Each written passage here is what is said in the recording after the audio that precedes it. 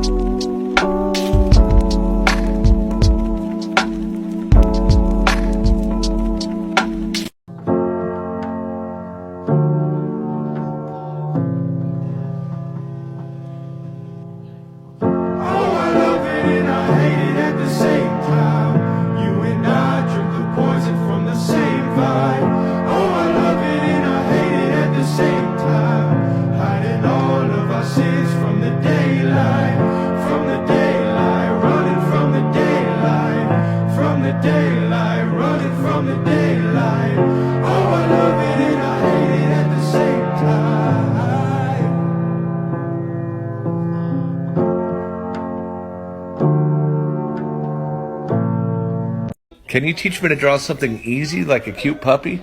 Sure, start with 2 circles for the eyes and leave a couple empty spots in there for the reflection. The nose should be kind of a rounded triangle with a highlight on top. Don't forget the little line on the bottom. Next, draw your eyebrows and these lines down the side of the face. Then curve these lines around to the side of the head, and don't forget the chin there. When doing the top of the head, leave a couple empty spots. That's where we're going to add the big fluffy ears. Now we're going to add the body. Make sure it's curved a little bit here on both sides. Now we're going to add the toes, the hind legs. Don't forget to add the feet and the tail. If you like this, share it with your other artist friends or somebody that might enjoy drawing this cute little puppy. Alright, y'all, so today we're going to learn about the Zulu, a tribe located in South Africa. Now, before I begin, I'm going to point out how stylish our ancestors were and still are. Like, the hairstyles I've been seeing on our people back then and to this day brings me a little joy, just because it shows that even though we're so far gone from, where we were, we still express the qualities and traditions of our ancestors unconsciously. It's a real powerful and beautiful thing, So the reason why I chose to draw this Zulu man is to acknowledge and honor those who fought hard against the British Army in the Anglo-Zulu War. In 1879, the British Army made their move against the Zulu Kingdom in attempts to bring all of South Africa under British rule. Now, the Zulu Kingdom wasn't going for none of that, so over a span of 9 months, countless battles took place. The British didn't really think the Zulu army would put up much of a fight due to the Zulu having, a few outdated rifles and mostly spears that they used. So that was until the Battle of Zandawana, where the Zulu army managed to defeat the British Army's center column, forcing them to retreat. So big up to the Zulu. Let's give them hell every single time, man. So about this, randomly just realize how much power my hands hold. For example, too broke to hire someone to design your merch? Just draw it yourself. Don't have any friends to model it for you? Just draw the models. so this creator describes some people's faces as gorilla looking, and people of color as being tan. And I think we should go back to the beginning of her first video where she talks about the power of the artist. I don't think most people who don't have a good visual critical thinking sense understand the power that visuals have in our society. Sure, she's teaching people to draw, but underlying it are people who will learn to draw, potentially work in industries where these images become pervasive. And so if they are people who perceive this to be a classic face, and who see people of color as being othered and do not understand how to depict them as well, we find ourselves in a situation where we are upholding norms that our society is ideally moving past. Now, some of her perceptions and even the ways she is drawing and sectioning people's faces and hitting the angles comes from the fact that a lot of our way of teaching drawing comes from a Eurocentric place. It's in direct line to Renaissance art, which really focused on realism, but also a sort of system of drawing that worked to depict people in a certain light. Other cultures had different ways of drawing, and other cultures, for example, focused on things other than realism.